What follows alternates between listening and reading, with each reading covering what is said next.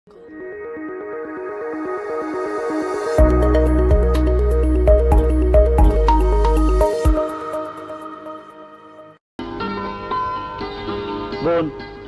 ওই যে আপনার স্বামীর গ্রাম, দবির মিয়ার বাড়ি কোনটা লোকজনকে জিজ্ঞেস করলেই বলে দেবে।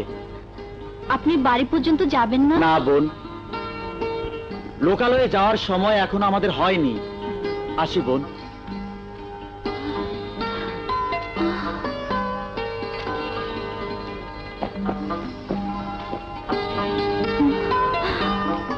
দবির সাহেব, যা হবার তা তো হয়েই গেছে, এসব নিয়ে চিন্তা ভাবনা করে আর কি লাভ। ঠিকই বুঝিস।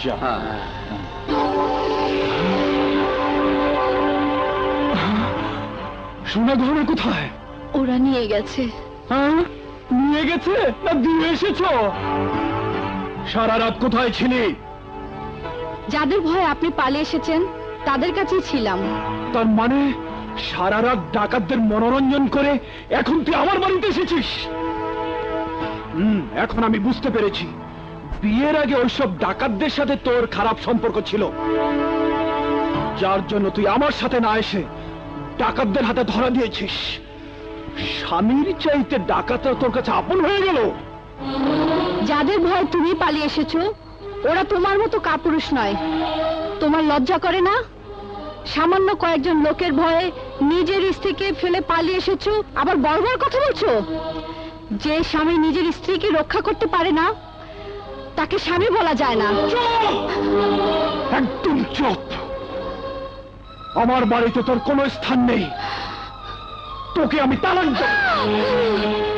1 তালাক, 2 তালাক, 3 তালাক।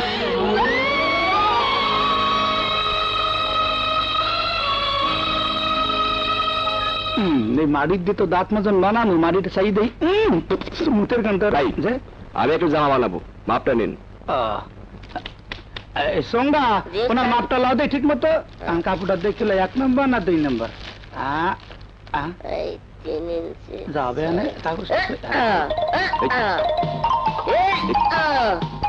উস্তাদ, উনি তো অনেক লম্বা, লাগাল পাচ্ছি তো।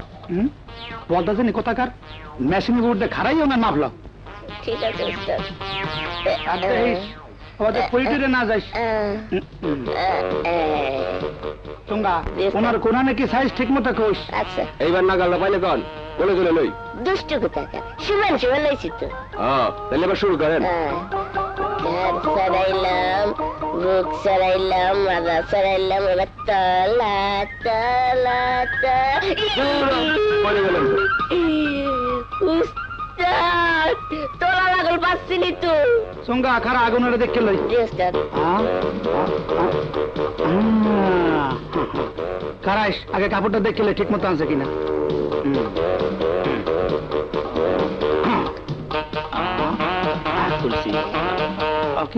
হিন্দি গেলে কত? তারপরে হিন্দি গেলে কত? হিন্দি নাই মোটেও। হ্যাঁ মেয়ে, এই তাল গাছে নাম মানুষ লাগিয়েছেন এই এডু কাপড় দিয়ে শার্ট বানাইতে দাঁড়ান না। এটা আপনার সাথে দূরে কথা, আপনার বড় বেলাও যাবে না। ফটো নেই দিয়ে যত সব সঙ্গা ওনার দেখার আগে মাপটা ঠিক মতো নিবি না। তাইলে দোকান দাম এই কাম করছে। যাও না। তুই ছাড়া বলাতে বেটা বলো। খালা তুমি দেখ তো একে চিনতে পারিস কিনা।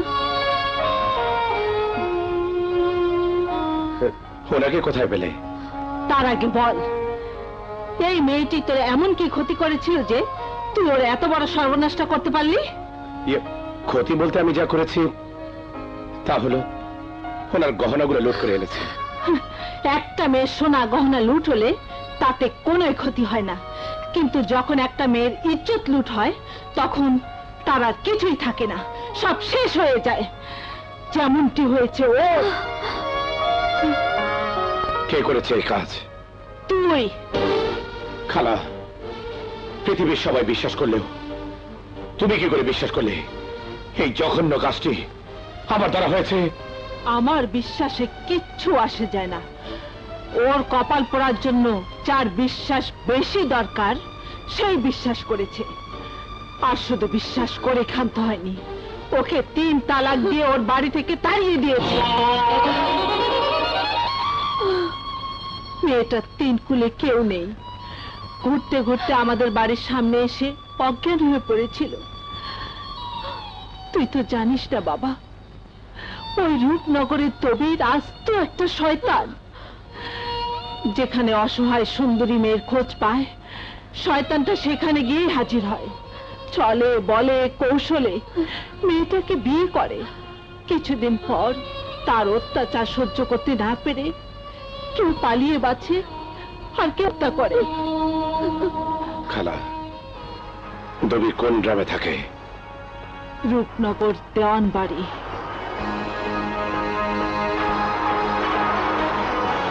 দবিরের কাছে যে একবার আসে সে কোনদিন খালি হাতে ফিরে যায় না।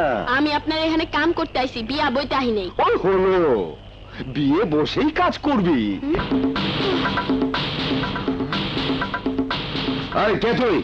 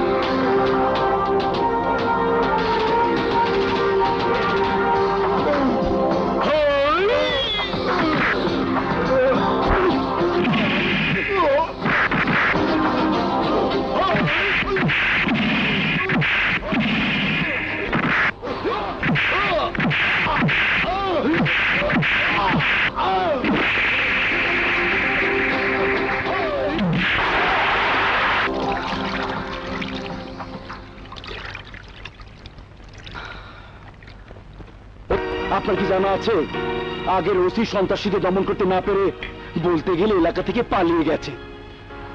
আমি জানতে চাই আপনি কবে পালাবেন? আমি পালাতে আসিনি, সন্ত্রাসীদের ধরার জন্য এখানে এসেছি। কবে ধরবে? আমাদের বংশটা নির্বংশ হবার পর? গতকালও আমার ফুফাতো ভাই দবিরকে তুলে নিয়ে খুন করেছে সন্ত্রাসীরা। এখন পর্যন্ত তার লাশটাও খুঁজে পাইনি। নাম আকাশ। ও আমার লন্ডনী ভাগ্নে। দেশ নিখোঁজ বলতে আপনি কি বোঝাতে চাইছেন? প্রতিটি মানুষের মাঝে দেশপ্রেম থাকা উচিত, আর এই দেশপ্রেম তখনই মানুষের মাঝে জন্ম নেয় যখন সে শান্তিতে দেশে বসবাস করতে পারে। আর দেশপ্রেমে যদি না থাকে তাহলে কি দেশটাকে খুঁজে পাওয়া যায়? আকাশ সাহেব, আপনার কথাগুলো বেশ ভালো লাগলো। ওসি সাহেব, আপনি বললে বিশ্বাস করবেন না, রচিত যদিও কখনো খুন হয়েছে, 24 ঘন্টার মধ্যে পুলিশ তাকে ধরে ফেলেছে। অথচ এই গ্রামে এতগুলো খুন হলো, একজন আসামি এখন পর্যন্ত ধরা পড়লো না। দেখুন, এই থানায় জয়েন করে আমি তদন্তে নেমেছি, গায়ের লোকদের সঙ্গে কথা বলেছি, কিন্তু একটা ব্যাপার আমি কিছুতেই বুঝতে পারছি না। এ গায়ে যেভাবে মানুষ খুন হচ্ছে তাতে সবার একটা আতঙ্কের মধ্যে থাকা উচিত, কিন্তু কারো মধ্যে সেই আতঙ্কের চিহ্ন দেখলাম না। ওসি সাহেব, আমি বেশি কথা বলতে চাই না। বিপ্লব বাহিনীকে ধরতে যদি টাকা পয়সার প্রয়োজন হয় আসতে পারেন।